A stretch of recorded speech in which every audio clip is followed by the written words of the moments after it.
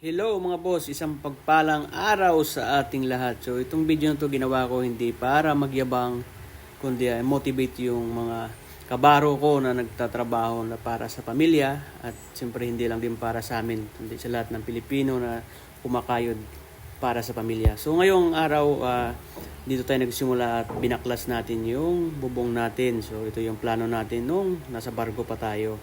So ayan, tumulong tayo dyan para kahit paano pabilis. So dito nga pala, nasimulan ko na yung second floor ko dyan sa asintada. So natigil dahil nga pinasampa ako sa barko. Siyempre wala tayong karapatan tumanggi. Kasi pag tumanggi ka, wala kang sakay. So ganun ang sistema, di ba? Kasi masisira yung rotation ng mga kasama natin. So dito nagsimula na.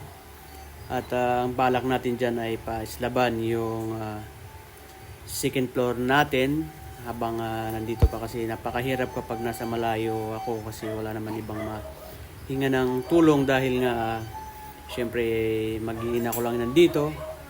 So dito mga boss, ang ginamit ko dito ay steel deck. So ang purpose ko dito para maka-less ako sa materials at syempre sa labor at mapabilis yung trabaho kasi nga walang kasiguraduhan kung kailan ako babalik. Pwedeng tawagan ako ng kumpanya, kaya siyempre dito minadali natin. Ayan, na-wiringan na natin dyan.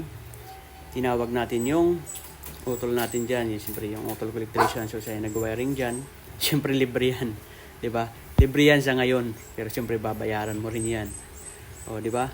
So yan mga boss, yan dito bubuhusan na natin yung slab. Ayan, nagpe-prepare na sila dyan at kailangan mabuhusan yung slab. So ayan, piniprepare na yung buhangin. Ayan, arkila ako ng mixer dyan. So yung mixer ko dyan, arkila ko ng 4,000. So ayan, parang pabilis nga at hindi na mahirapan yung mga labor maghalo.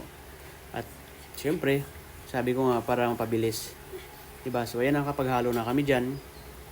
So dito mga malaki yung pagkakaiba ng buhos ng slab ng first floor at saka second floor. So bago ang lahat yan, syempre kakain yung mga yan para syempre may lakas sila, diba? Kailangan yan nila. So ayan na nga mga boss, tulad ng sabi ko, malaki palang pagkakaiba ng buhos ng first floor at second floor, kasi mas mahirap talaga yung second floor kasi nga siyempre mas mataas na, at ang pinakamahirap talaga dyan ay yung pag-abot-abot, at inabot na kami ng madaling araw dyan. So natapos kami dito 3 AM early in the morning. So ayan nga, at kahit ako antok na, pagod na rin ako. So ayan, nakita nyo yung mga tao. Ayan, tapos na kami magbuhos dyan.